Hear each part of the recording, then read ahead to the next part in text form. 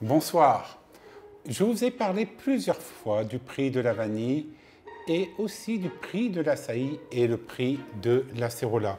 Mais aujourd'hui, j'ai envie de vous faire une vidéo sur le prix de l'açaï, car j'ai découvert ce matin que le prix de l'açaï est en train de monter au sommet. C'est-à-dire que pour les récoltes qui arrivent, la récolte de juin, vous allez avoir une augmentation des prix.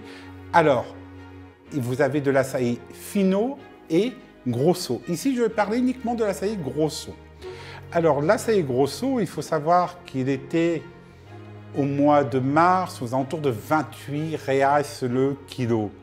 Aujourd'hui, cette même açaï est à 37 reais du kilo. C'est-à-dire qu'il a augmenté de pratiquement 20%. Et ça fait que commencer. Il faut savoir qu'au Brésil, actuellement, vous avez un manque de fertilisants. Vous avez plusieurs types d'açaï. Vous avez l'açaï roxo, c'est celui que tout le monde commercialise. Et cet açaï se divise en deux parties. Un açaï qui est cultivé proche de l'Amazone, mais cet açaï a de plus en plus de problèmes car il commence à altérer la biodiversité.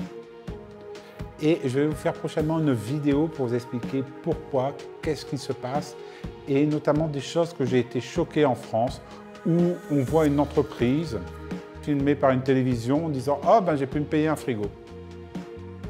Ça me révolte au Brésil, car ces personnes n'ont pas de protection de santé. Nous, au comptoir de Toamasina, nous avons préféré acheter un açaï qui vient d'une région aride, une région de reforestation.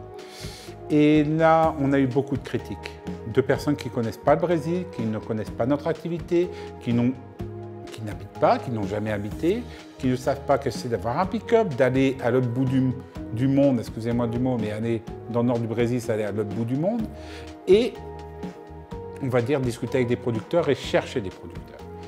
Et ici, cet açaï, c'est un projet de reforestation, c'est un projet de 25 ans, c'est-à-dire tous les 25 ans, vous coupez le palmier pinot, parce qu'il faut 10 ans pour qu'il devienne adulte, vous le faites produire pendant 10-15 ans, après vous pouvez le couper.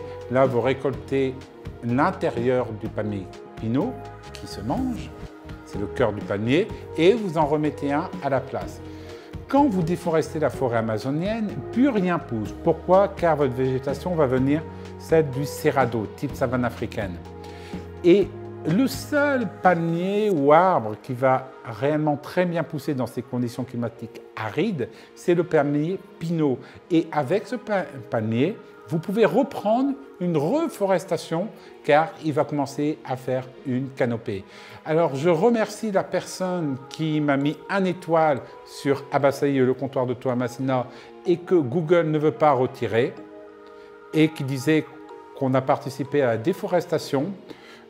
Et en France, c'est quelque chose de très bien, vous déposez plainte, vous vous plaignez de ça et personne n'intervient. La personne qui a commenté, c'est une personne qui n'a jamais mis un pied au Brésil et qui ne connaît pas ce pays, qui est un pays vraiment merveilleux. Il faut savoir qu'au comptoir de Toamasina, nous achetons notre açaï d'une plantation qui garantit que tous les salariés ont une assurance santé et que tous les enfants vont à l'école. Je vais vous parler très prochainement un peu plus de cette plantation. Alors, vous avez suivi cette vidéo où je vous offre 10% de réduction avec le code Brésil sur l'ensemble de notre site et pour que vous connaissiez notre açaï. Car Abaçaí, le comptoir de Toamasina, a pour but de devenir le leader français de la vente d'açaï au niveau du particulier. Et depuis le Brésil, nous souhaitons devenir l'un des principaux acteurs de la vente d'açaï directement chez les professionnels. Allez, à bientôt.